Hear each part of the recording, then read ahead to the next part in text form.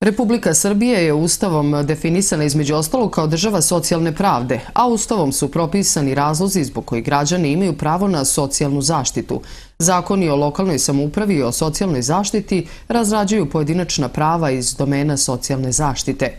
Centralnu ulogu u poslovima socijalne zaštite uz svo uvažavanje privatnih subjekata u ovoj oblasti i dalje imaju lokalni centri za socijalni rad.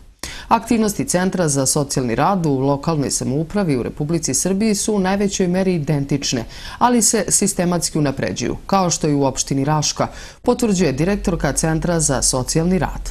Po Zakonu o socijalnoj zaštiti, delatnost Centra za socijalni rad se definiše kroz pružanje prava i usluga socijalne zaštite za koje je nadležna Republika Srbija i jedinica lokalne samouprave.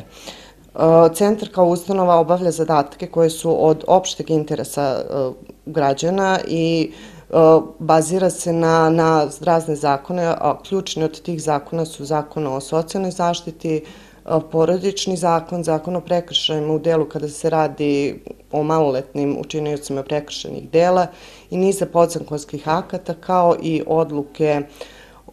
odluke na teritoriji opštine Raška o socijalnoj zaštiti građana.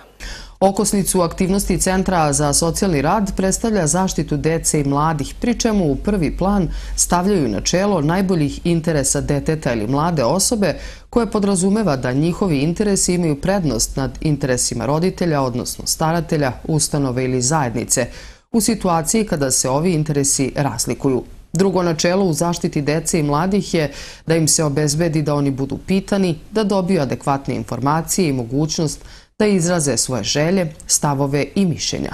U zavisnosti od uzrasta i potreba ugroženog lica, centri za socijalni rad raspolažu širokim dijapazonom usluga. Funkciju organa starateljstva koja je regulisana zakonom o porodičnim zakonom i funkciju o socijalnoj zaštiti koja je regulisana zakonom o socijalnoj zaštiti.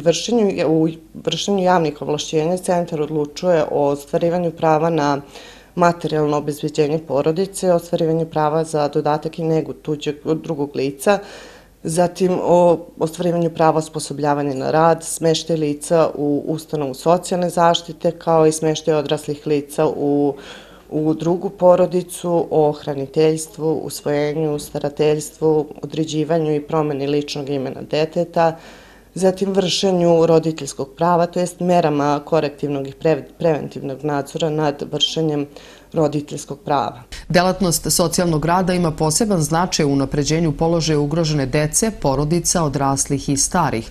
Vođenje slučaja je prepoznato kao metod koji ima potencijal da dopre do ugroženih i isključenih pojedinaca i grupa, tako što uzima u obzir njihove potrebe i snage. Tako i rad u Centru za socijalni rad u Raški je organizovan kako bi se prilagodili novoj metodologiji rada. Rad u centru je organizovan tako da stručni radnici rade poslove kao voditelji slučaja. Stručni radnici su znači socijalni radnici, pedagog, psiholog, pravnik, administrativno-finansijski radnik, tako da eto, to je u suštini ono što je vrlo bitno za rad centra. Ono što mogu da kažem jeste da rad u centru ima prava i usluge koje su definisane i koje je nadležna Republika Srbija i prava i usluge za koje je nadležna lokalna samouprava. Samim tim ima, znači i finansira se iz ta dva izvora. Ove usluge koje sam već navela se finansiraju iz budžeta Republike Srbije, a iz budžeta lokalne samouprave se finansiraju dnevne usluge u zajednici i određena proširena prava koje su definisana odlukom o socijalnoj zaštiti građana na teritoriji opštine Raška. Centar za socijalni rad pruža i dnevne usluge u zajednici, a određene usluge finansira lokalna samouprava.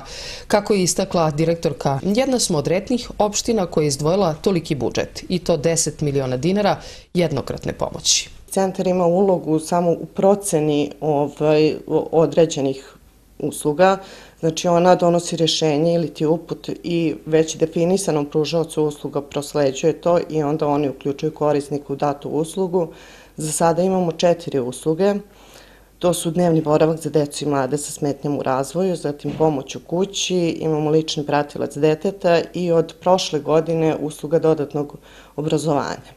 Znači to su te neke 4 usluge i imamo znači pravo na jednokratnu novčanu pomoć za porodicu i pojedinca kada se nađe u stanju socijalne potrebe u nekim vanrednim okolnostima.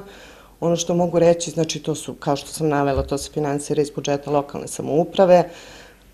Lokalna samouprava od dosta sredstva, znači, opredeljuje za te namene. Mogu da kažem da smo jedna od retkih opština koje ima toliki budžet. Što se tiče jednokratnih pomoći, opština je opredelila 10 miliona za tu vrstu pomoći.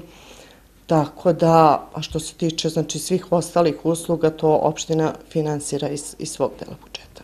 Širina nadležnosti Centra za socijalni rad u pogledu različitih aktivnosti koji preduzimaju u cilju zadovoljavanja osnovnih socijalnih potreba korisnika ukazuje nam da isti moraju biti predmet konstantne brige i dodatnog osnaživanja od strane ne samo lokalne samouprave, nego i viših nivoa vlasti, odnosno da se centri za socijalni rad dodatno ojačaju kako bi posao koji obavljaju kroz njihove usluge bio efikasniji i bolji.